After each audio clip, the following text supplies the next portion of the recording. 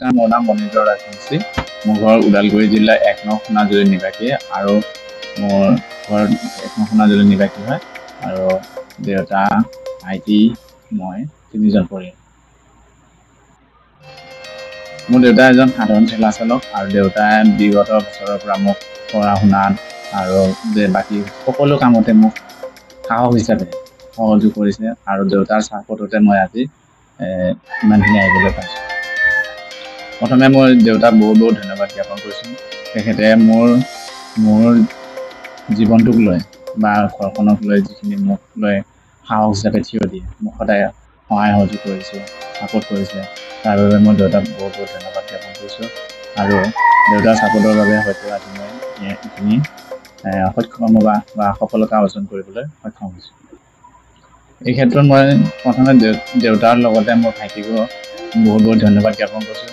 ভাইটিয়ে মোক বহুতখিনি সহায় সহযোগ কৰিছে। তাৰ সহায়তে বা তাৰ সহযোগতে মই আজি সফলতা পাব পাৰিছোঁ। আৰু দেউতাই মোৰ মাৰ যিখিনি মানে সহায় সহযোগ পাব লাগিছিল, মাৰ পৰা ছাপোৰ্ট পাব লাগিছিল, সেইখিনি দেউতাই পূৰণ কৰিছে। তাৰ বাবে দেউতাক মই বহুত ধন্যবাদ জ্ঞাপন কৰিছোঁ। প্ৰথমে এইটোও ক'ব বিচাৰোঁ যে ধৈৰ্য আৰু সাহসে সফলতাৰ হেঙাৰ হ'ব নোৱাৰে। প্ৰথমে তেওঁলোকে কষ্ট কৰিব লাগিব, চেষ্টা কষ্টৰ ফলতহে সফলতা অৰ্জন কৰিব পাৰে। তেওঁলোকৰ দৰিদ্ৰতাই যে সীমা হ'ব পাৰে তাক কেতিয়াও ভাবিব নালাগে। প্ৰথমে তেওঁলোকে নিজক সাজু কৰিব লাগিব, নিজক লৈ সাহস গোটাই নিজৰ সফলতা অৰ্জন কৰিবলৈ চেষ্টা কৰিব লাগে।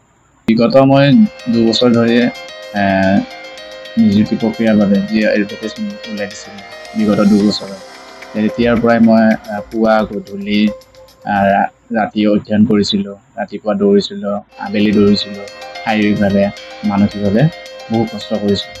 তাৰ বাবে আজি হয়তো সফলতা অৰ্জন কৰিবলৈ সক্ষম হৈছোঁ। গতিকে মই ক'ব বিচাৰোঁ যে নতুন প্ৰজন্মই যাতে তেনেকৈ চেষ্টা কৰক আগুৱাই যোৱা। কেতিয়াও দৰিদ্ৰতাই হেঙাৰ হ'ব নোৱাৰে। কাৰণ বহুত ধন্যবাদ জ্ঞাপন কৰিছোঁ। আৰু লগতে মাননীয় অসমৰ মুখ্যমন্ত্ৰী হিমন্ত বিশ্ব শৰ্মাক লৈ বহুত ধন্যবাদ জ্ঞাপন কৰিছোঁ। তেখেতে যে স্বচ্ছ আৰু নিকাভাৱে আমাক যি নিযুক্তি প্ৰক্ৰিয়া প্ৰদান কৰিলে তাক লৈ বহুত ধন্যবাদ জ্ঞাপন কৰিছোঁ।